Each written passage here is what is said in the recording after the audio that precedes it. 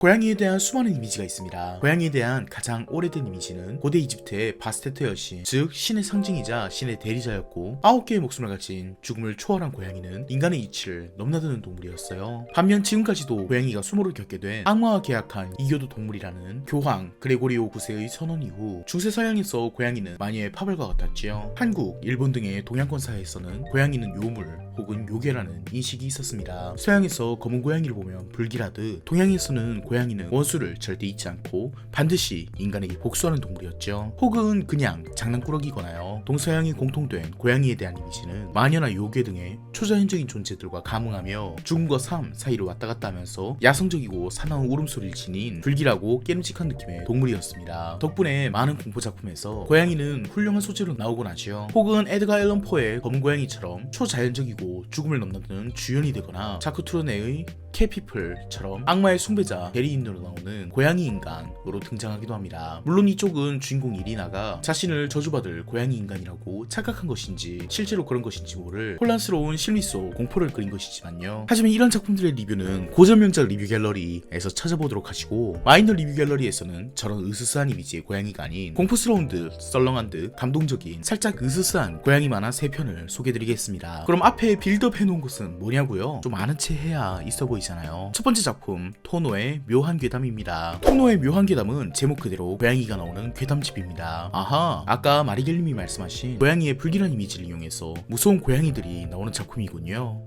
아니요, 정반대입니다. 세상에는 특이한 사람들이 있어요. 괴담을 보고 싶은데 무서운 그림은 싫어. 오싹한 영화는 보고 싶은데 점프스퀘어 같은 놀래키는 건 싫어. 영화든 만화든 시각예술에서는 연출상 독자를 지속 공격해야 될 때가 있습니다. 방심한 독자에게 긴장감을 주는 묘소죠. 이 방법은 적은 비용으로 높은 효율을 내기에 작가들은 종종 그래픽 테러를 저지르곤 해요. 하지만 이런 연출에 거부감을 느끼는 사람도 많습니다. 철저히 심리적으로 오싹한 기분을 좋아하는 것인데 나에게 기괴한 그림을 갖다 대는 것이 싫은 거죠. 토노 작가는 이런 사람들의 심리를 직격해 괴담 만화를 연재하면서 기괴한 연출을 사용하지 않는 작품을 그립니다. 네, 그 단편들의 모음이 바로 토노의 묘한 괴담인 것이죠. 이 작품의 아이디어는 몹시 간단합니다. 사람을 그냥 고양이로 바꿔 그리는 것뿐. 사람이 피를 토하고 쓰러지면 무섭지만 고양이가 그러면 왠지 귀엽잖아요. 덕분에 이 작품의 표현들은 묘하게 웃깁니다. 사람이 공포를 느끼며 온몸의 털이 쭉 펴서죠. 이 작품에서는 고양이의 털이 쭉 펴섭니다. 보통 만화에서 점잖음을 표현할 때는 신사스러운 콧수염을 붙이곤 하지요. 이 작품에서는 고양이에게 콧수염을 붙입니다. 옆에 수염이 뻔히 나 있는데도, 즉 이 작품을 보면서 으아 혐짤이다 라고 할 일은 없다는 거예요. 하지만 상상력이 충만하신 분들이라면 충분히 무서운 이야기들이 가득합니다. 예시로 묘한 괴담의 제10화 맑은 빌라의 이상한 일을 소개해드리죠. 교토기 산속에 있는 한 빌라, 대학생이던 T씨는 그곳에서 자취를 하고 있었습니다. 그 빌라에는 공실이 많아서 같은 층에는 딱 한 명의 사람, 아니 검은 고양이가 살고 있었죠. 서로 이름도 모르지만 눈이서만 까딱하는 수준의 세입자였어요. 그렇게 살아오던 어느 날 T씨는 집으로 들어가면서 수상한 냄새를 맡습니다. 그럼 그에게 2층에 고양이가 나타나 무슨 냄새 안 나? 라며 말을 걸어왔죠. 두 사람은 경찰을 불렀고 발견된 사람은 맞은편에 검은 고양이 세입자였습니다. 그러고 보니 거의 일주일간 그의 얼굴을 본 기억이 없었거든요. 그때는 연일 눈이 녹았다 얼었다 하는 이상할 정도의 혹한의 시기였습니다. 겨우 4-5일 됐는데 왜 이렇게 악취가...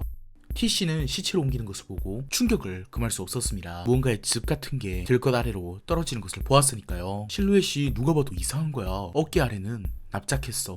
나중에 들었는데 그 세입자는 평소에 전기장판을 사용했었나봐요. 죽었을 때도 이불까지 덮은 채 전기장판을 틀고 있었고, 죽은 후에도 쭉 전기장판으로 몸이 데워져서 한겨울인데도 며칠 만에 몸이 흐물해진 거죠. 본격적으로 이상한 일은 이 이후에 일어났습니다. 그해 겨울이 지나고 봄이 되었지만 눈이 내릴 정도로 날씨는 추웠고, T씨는 집으로 들어가면서 죽은 세입자가 있던 방 앞에 헌화를 봅니다. 그것을 보며 집으로 들어가려던 T씨는 왠지 손이 얼어서인지 열쇠가 잘 들어가지 않게 되었지요. 이상할 정도로 깜빡이는 형광등 속에서 T씨는 집에 들어가고 싶어서인지 몸에 한기를 느껴서인지 이상한 생각을 하기 시작합니다. 추워, 너무 추워. 빨리 전기장판에 누워서 따뜻해지고 싶어. 너 뭐하는 거야? T씨를 불러세운 것은 2층에 살고 있던 그 고양이. 웬일인지 T씨가 정신을 차렸을 때 그는 죽은 사람의 방문 앞에서 열쇠가 들어가지 않는다며 울고 있었습니다. 심지어 집에 전기장판도 없는데 전기장판에 들어가고 싶다고 생각하면서요. 지금까지도 T씨는 전기장판을 쓰지 않는다는 적당한 후일담과 함께 토노의 묘한 괴담 10화는 마칩니다.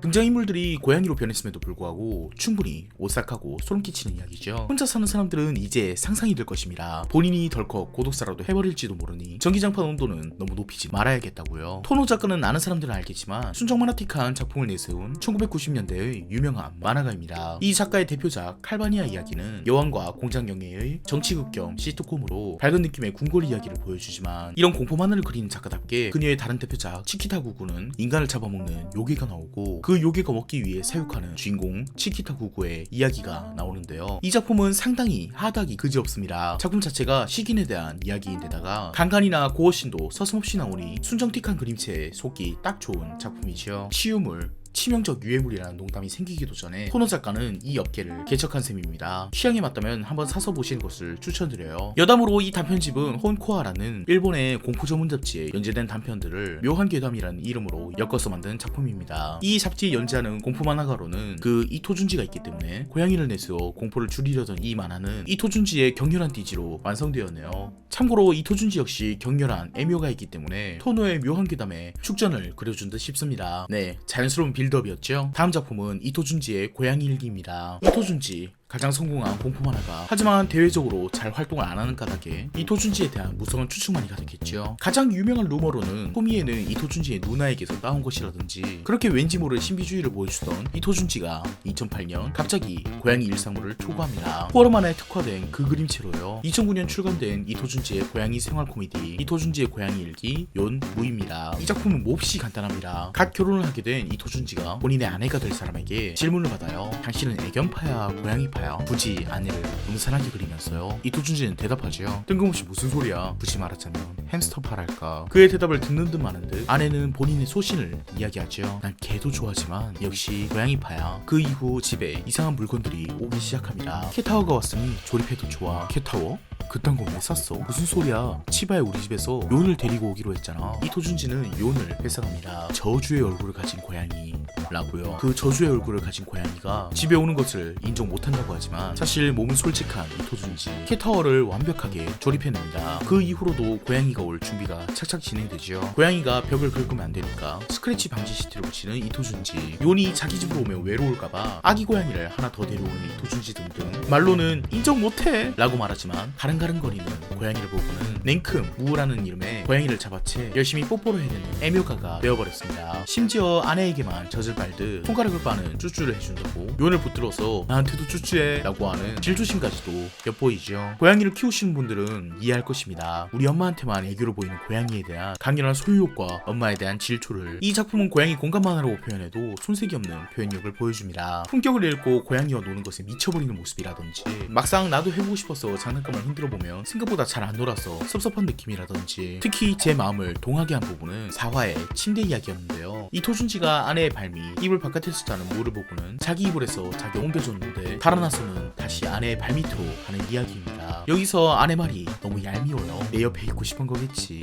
날 좋아하니까. 그 이후로 자기 이불에 고양이 밥까지 주면서 어떻게든 고양이를 유혹해보려고 하지만 밥만 먹고 냉큼 돌아가 버리는 고양이 등등. 고양이 앞에 나약한 인간에 대한 심리가 엿보이죠. 꼭 사람만을 타깃으로 한 것도 아니고 이토준지의 리얼한 작화로 묘사한 휑한 두 눈의 고양이의 모습이라든지, 그루밍을 하고 있는 기묘한 자세의 고양이라든지, 쓸데없이 리얼한 식빵을 굽는 모습이라든지, 고양이 만화 중 어떤 의미에서는 가장 현실적인 작화를 보여준다고 할 수 있습니다. 기절한 듯이 자는 고양이 얼굴을 그린 컷을 보면 남들한텐 자랑하긴 뭐하지만 사진첩에 갖고 있는 우리 고양이의 엽기 사진을 보는 것 같죠. 꼭 애묘인이 아니더라도 이토준지의 개인적인 팬이라며 이 작품은 사서 볼 가치가 있습니다. 이토준지의 Q&A뿐만 아니라 그가 어떤 환경에서 작업을 하는지도 은근히 세세하게 나오는 작품이거든요. 누나와 어머니가 스크린톤을 붙여준다는 얘기 같은 만화가의 사생활을 궁금해하는 분들에게 이 작품은 이토준지라는 마른 사막의 오아시스 같은 작품이에요. 처음 언급한 고양이 이미지, 삶과 죽음을 넘나드는 초자연적인 동물 이케다 사토미의 고양이 지장보살은 이런 고양이 이미지를 정확히 이용한 따뜻한 휴머니즘 계열 작품입니다. 이 작품의 메인 소재는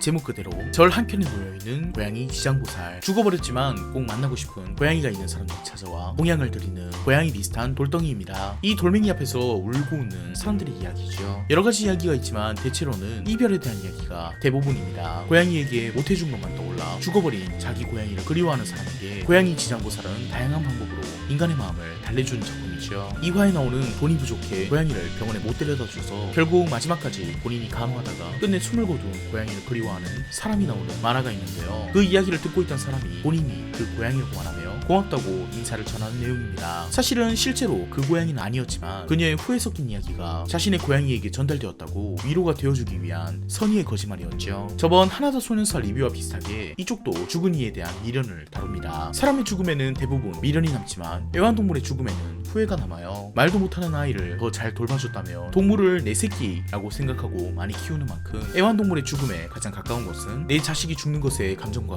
유사하지 않을까요? 이 작품은 죽음과 삶을 넘나든다는 초자연적인 고양이 이미지를 이용해 고양이를 잃은 모든 사람들에게 위안의 메시지를 전달하는 작품입니다. 특히 6화에 나오는 설정이 참 좋았는데요. 아내와 키우던 고양이가 죽은 할아버지가 삶의 의지를 포기하고 본인도 따라가려고 할 때 천천히 와도 기다리고 있겠다 라는 고양이 지장보살의 목소리를 듣고 너무 성급하게 굴었다며 집으로 돌아갑니다. 그것을 보던 주인공은 생각하죠. 나도 고양이랑 살아볼까? 먼 훗날 언젠가 하늘 위에서 고양이들에게 시달리는 자신을 생각하고는 주인공이 살짝 웃음 지으며 단편이 끝납니다. 이 설정이 굉장히 마음에 들더라고요. 저는 딱히 사후세계 같은 것은 믿지 않지만 내가 지금까지 길러온 애완동물들이 그곳에서 나를 기다리고 있다면 얼마나 좋겠어요. 펠로스, 애완동물의 죽음을 겪은 사람들에게 이 작품의 이야기들이 좋은 위로가 될 것입니다. 여담으로 이 작품의 작가 이케다 사토미는 이 외에도 결혼 정년기라는 대표작이 있는데 이 작품도 굉장히 휴머니즘적인 작품이에요. 로맨스 작품이 아닌 철저히 가족이 되어가고 사는 곳에 이웃이 되어가는 결혼 이후의 삶을 그린 작품이라 더 좋았습니다. 가장 인상적인 부분은 당연하다는 듯 아이를 가지는 것이 아닌 15권까지 부부만 나오는 작품이란 점이에요. 심지어 아이가 생기자마자 완결을 내버렸죠. 이 작품이 1999년 작품인 것을 감안하면 굉장히 진보적인 인식에 많아지요. 이렇게 하나하나 다루기엔 애매모호한 살짝 으스스한 고양이 만화들을 한데 묶어 다루며 여름의 남양 특집은 끝이 나게 되었습니다. 그리고 여름 내내 미뤄졌던 공포 만화보다 더 무서운 현실 이야기를 할 때가 되었지요. 한동안 미뤄둔 대중문화, 사회현상 분석을 하고 다시금 리뷰로 돌아오도록 하겠습니다. 오늘도 끝까지 봐주셔서 감사합니다.